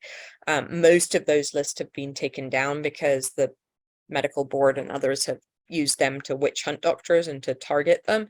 It is also really hard to find an in-network doctor because most of in-network doctors are part of programs or hospitals and systems, and most of those don't allow any outside thinking. So most doctors who are, open to alternatives are independent doctors, private doctors. And so they're far and few between, but they are not in-network doctors.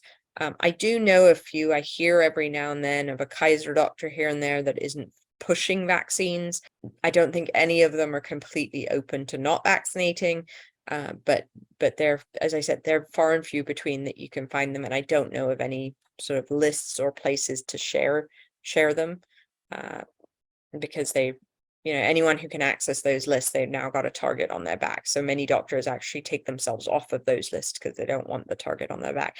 My recommendation, if you're in that situation, is to find the local group that you have that is sort of for medical freedom, and ask them for word of mouth recommendations. Where do they take their kids? Many people also don't go to doctors, so many people find naturopaths or chiropractors, sort of alternative doctors that are practicing, and or alternative, they're not doctors because they're not necessarily licensed, but alternative modalities. Okay. Next, we're getting to the end of the questions. Is there any research about COVID vax injuries have a chance of making it to the mainstream media?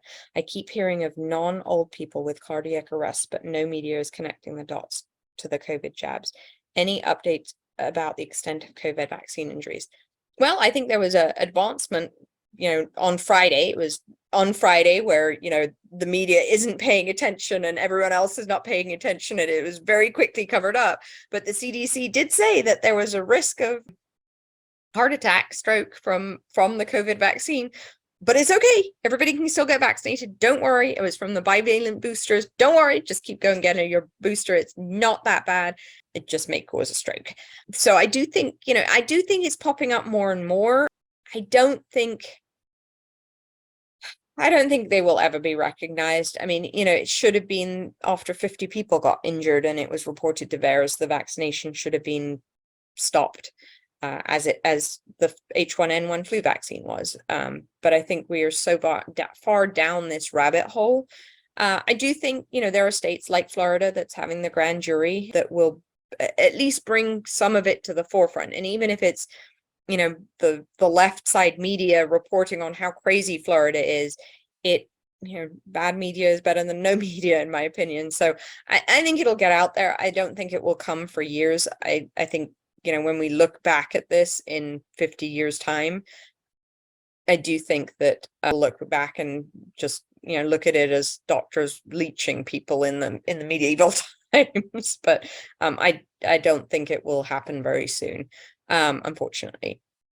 If it does, I will be super excited. Don't get me wrong. It's not, I just look at our projection of where we're going. And I think we've got another 10, 15 years of craziness before it sort of flips to some reality.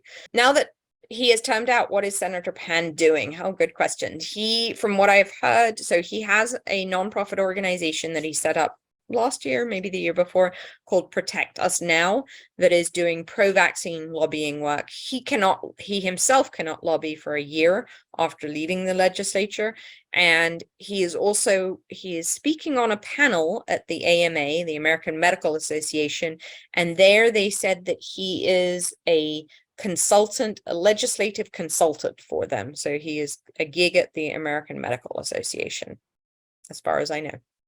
Do you think there are significant fake vaccine records? That is to say, people who paid for the vaccine certificate, but didn't actually get it. Do I think they're out there? Yes, I do.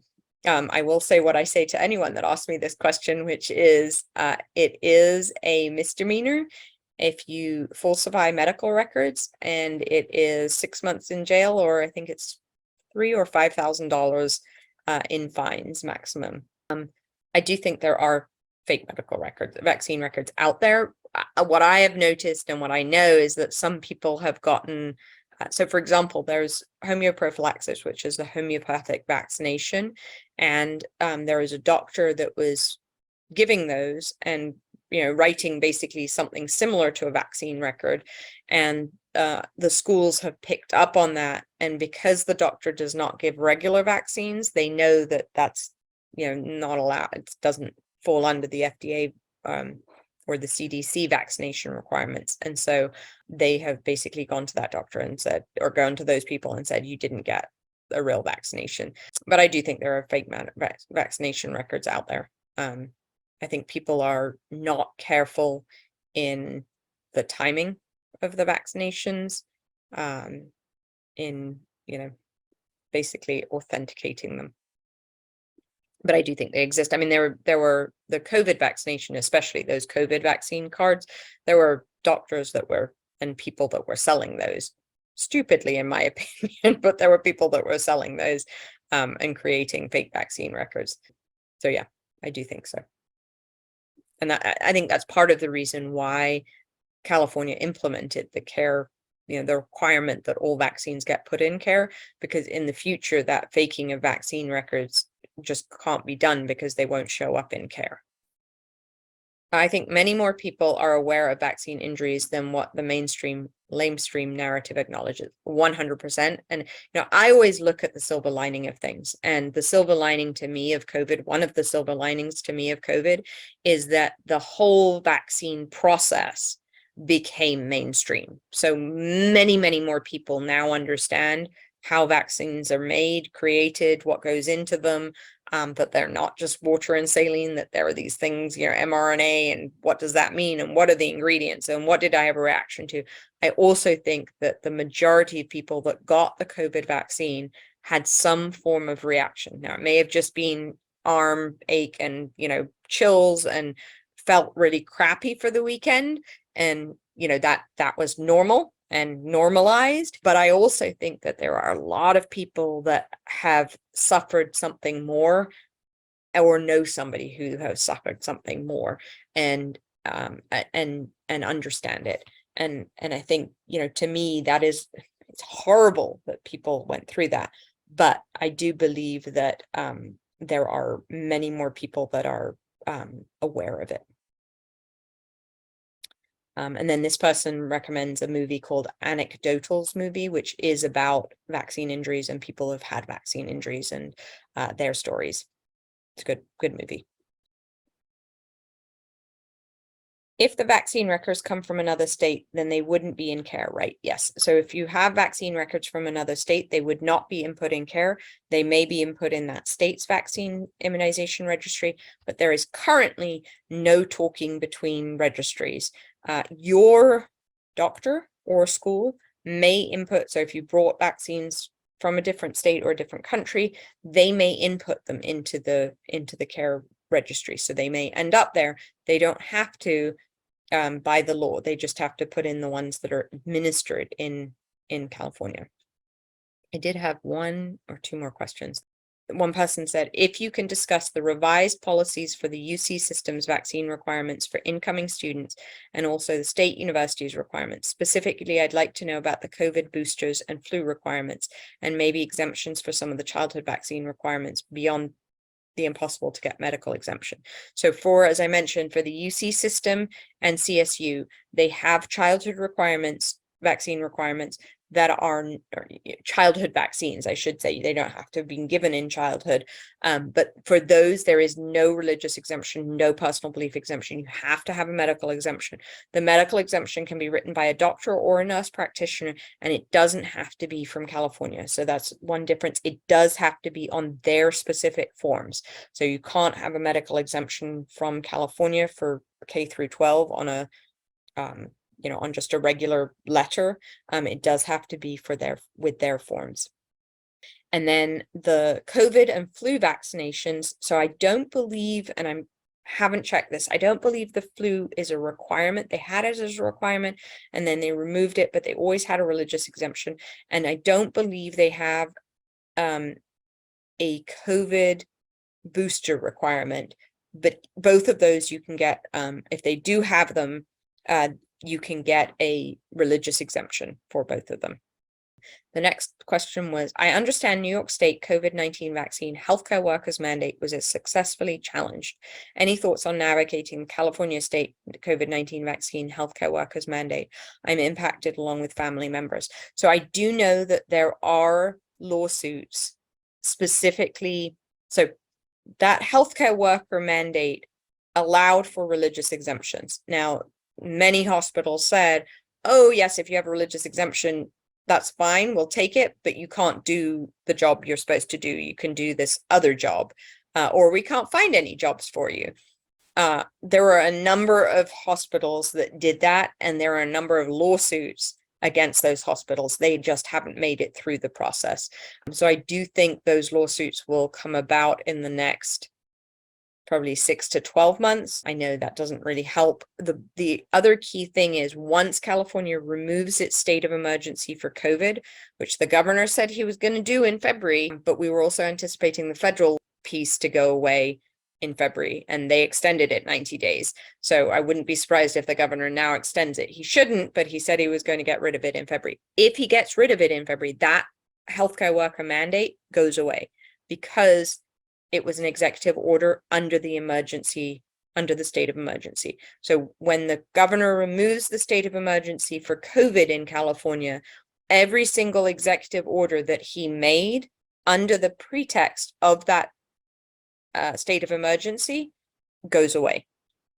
So the hope is that he does that in February, and then that mandate will be removed. The last question that I had, and I answered this a little bit, but there was an email that went out last week where you asked for volunteers, local leads, and plaintiffs.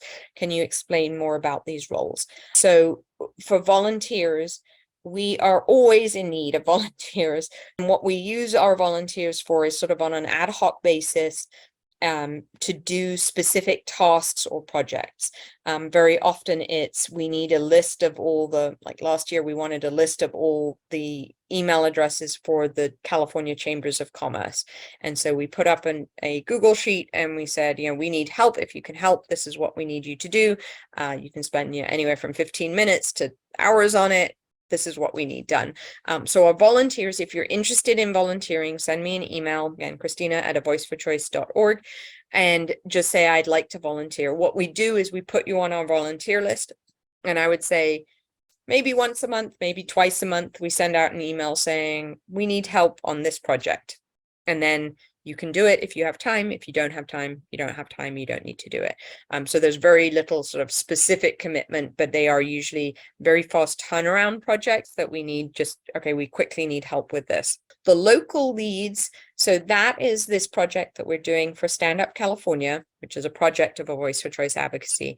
And what we are looking for here, and we're doing this in a down year, so not when it's crazy, because we're really looking for people that are interested in doing some activism at the local level in their district, finding a community, finding people that they can relate to in their area, and they can coordinate. And with our help, we're giving all sorts of training for this and information on this. So you're not sort of left to your own devices or senses, or trying to work this out yourself.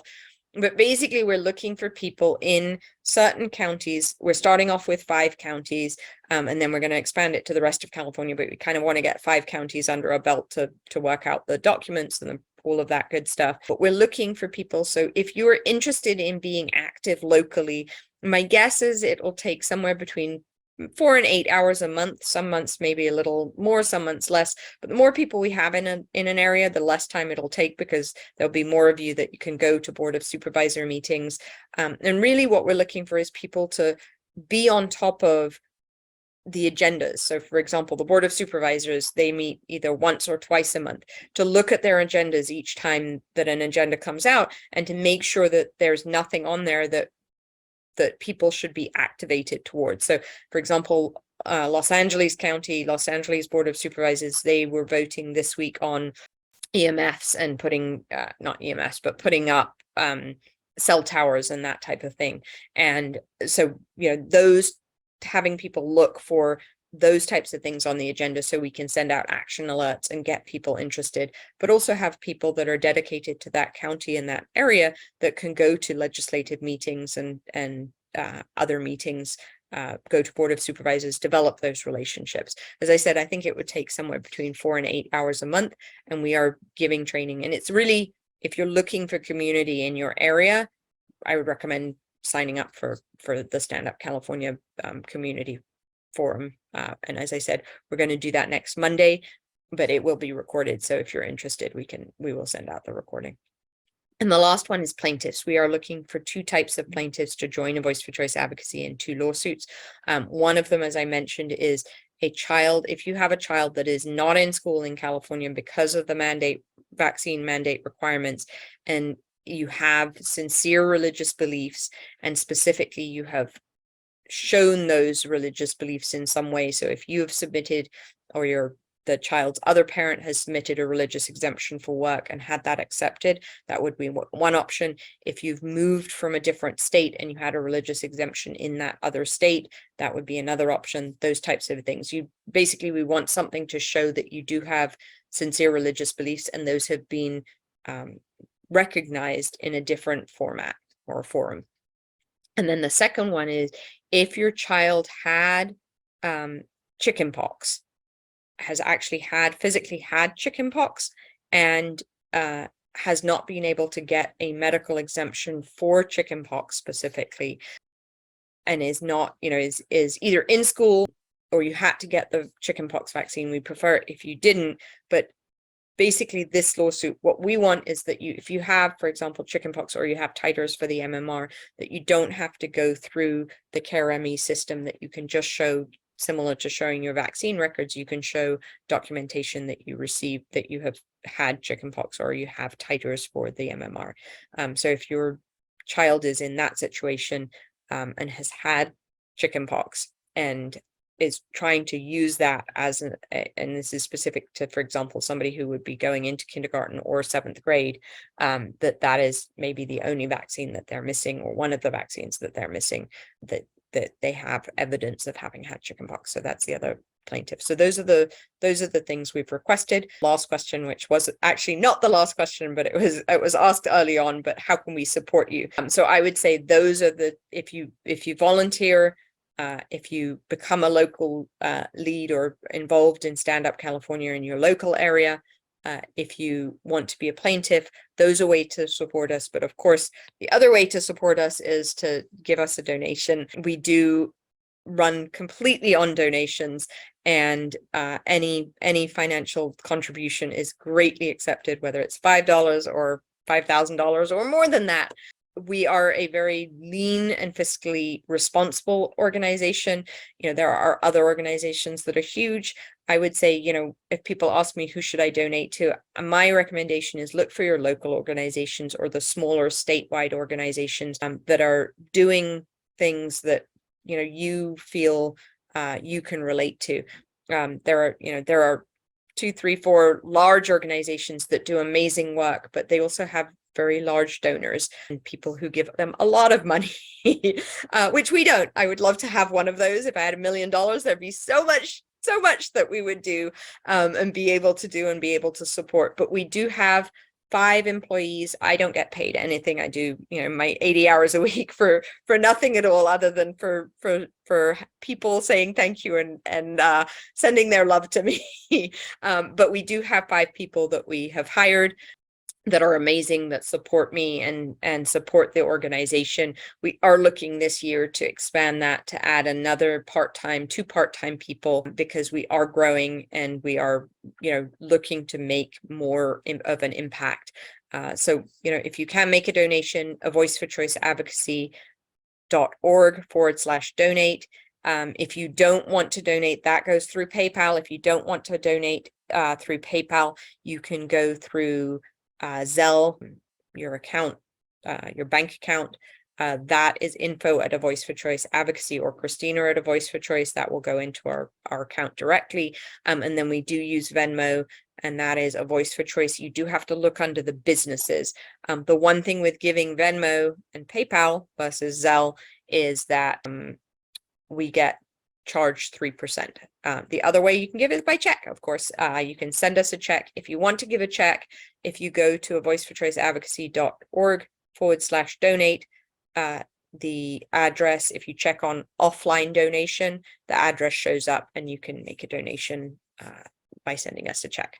But I thank you for any amount you give, because we really rely on donations, and that's the only way we keep going.